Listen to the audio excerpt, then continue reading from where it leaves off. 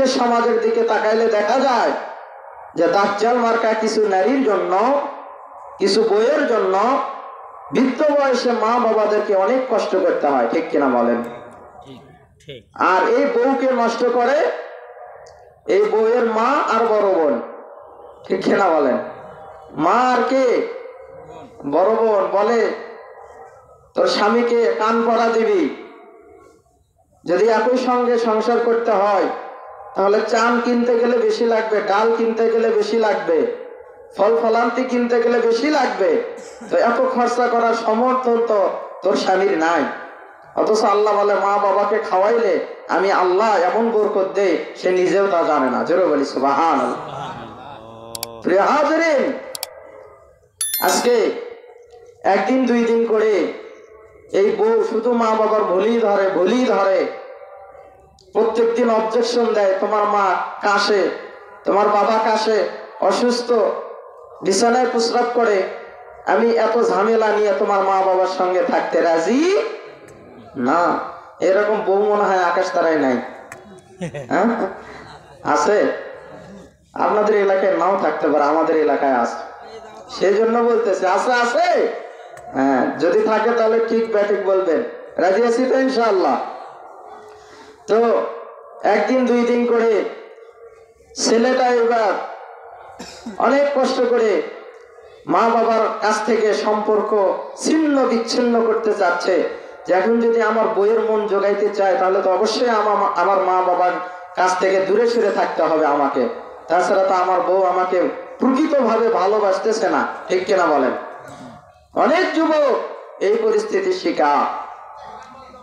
শিকার হয়ে মাঠে কাজ করতে গেছে, আজকে বাসায় ফিরে আসতেই বউ আবার অবজেকশন দিয়েছে যে আজকের মধ্যে যদি তোমার মা বাবাকে ভিন্ন করে না দাও, পাতিল যদি আলাদা না করো, তাহলে তোমার সঙ্গে আমি আর সংসার করব না। সকলে বলি নাউজুবিল্লাহ। এখন বলেন দেখি, যুবক মানুষ অনেক কষ্ট করে বিবাহ শাদী করেছে, টাকা পয়সা খরচ করে, আর একজন নারীর সঙ্গে সারা জীবন সংসার করবে, এই জন্যই কিন্তু বিবাহ শাদী করা, ঠিক কিনা বলেন? তো বিবাহ শাদী করেছে, বলতেছে তোমার মা বাবাকে মাইনাস করে দাও, আমরা এখানে থাকবো না, আমার বাবার বাড়ি চলো। কি আছে না নাই? বাবার বাড়ি চলো যদি আমাকে নিয়ে করে খাইতে চাও, সংসার করতে চাও। এবার ছেলে কি করবে? অপারগ হয়ে মা বাবার সঙ্গে দুর্ব্যবহার করে স্ত্রীকে নিয়ে তার শ্বশুর বাড়িতে চলে গেছে। সকলেই বলি নাউজুবিল্লাহ। তাহলে এই সন্তানের কপাল পুড়তেছে নাকি ভালো হইতেছে? কপাল কি হচ্ছে? পুড়ে যাচ্ছে। শোনেন, বুঝানোর জন্য বলতেছি ঘটনাগুলো, বাস্তব নমুনা চিত্র সমাজের, এগুলো প্রতিনিয়ত হয়ে যাচ্ছে, ঠিক কিনা বলেন? এইবার চলে গেল, গিয়ে বউ বলতেছে যে তোমার এই বাংলাদেশে যে কর্মই করো না কেন, তুমি তো আর বড় শিক্ষিত না, মাস্টার না, এমপি না, মন্ত্রী না, তো আমার মা বাবা তোমাকে কিছু টাকা দেবে, তুমি ওই টাকা নিয়ে বিদেশ চলে যাও। কোথায় চলে যাও? বিদেশ চলে যাও। আহা, এইবার যুবক মানুষ চিন্তা করলো, হ্যাঁ তাই তো, তাহলে যাওয়া যায়, যেহেতু শ্বশুর শাশুড়ি আমাকে হেল্প করতেছে, আমি একটু বিদেশ থেকে ঘুরেই আসি। বিদেশে চলে গেছে। 1 বছর, 2 বছর, 3 বছর, 4 বছর, 5 বছর চলে যায়, মা বাবার সঙ্গে কোনো সম্পর্ক নাই। আহা, মা বাবার সঙ্গে যার সম্পর্ক নাই, তার সংসারে, তার চলনে বলনে, তার হায়াতে কোনো বরকত হবে? জোরে বলেন, বরকত হবে? হবে না। চলে গেছে বিদেশে, ব্যাংক অ্যাকাউন্ট করছে বইয়ের নামে। কার নামে? জোরে বলেন, কার নামে? বইয়ের নামে অ্যাকাউন্ট করে 5 বছর ধরে টাকা পাঠাইতেছে বইয়ের কাছে। হঠাৎ করে এই যুবকের শরীরের মধ্যে প্রচন্ড অসুস্থতা অনুভব হচ্ছে, খুব দুর্বল লাগতেছে। দেখি তো একটু ডাক্তারের কাছে যাই, গিয়ে আমার শরীরটা চেক আপ করি, আমাকে এত খারাপ লাগতেছে কেন। চলে গেছে লন্ডনের ডাক্তারের কাছে, গিয়ে চেক আপ করে ডাক্তার বলতেছে তোমার পেলেক রোগ হয়েছে। কি রোগ? যে রোগ হইলে মানুষ 1 মাস 2 মাসের বেশি বাঁচে না।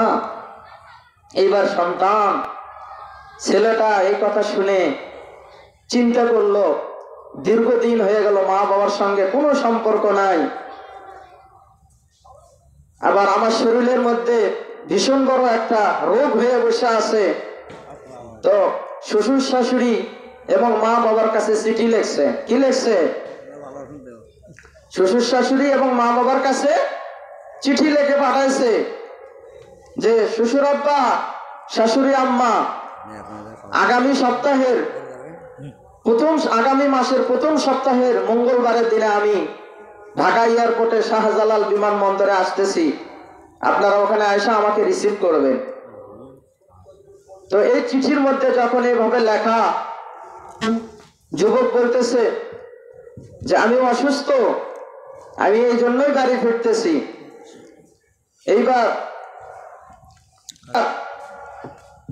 যুবক যখন চিঠির মধ্যে লিখছে আমি অসুস্থ, আগামী মাসের, মনোযোগ দেন এদিকে, আগামী মাসের প্রথম সপ্তাহের মঙ্গলবারে আমি ঢাকা এয়ারপোর্টে আসতেছি, আপনারা আমাকে রিসিভ করে নিয়ে যাবেন।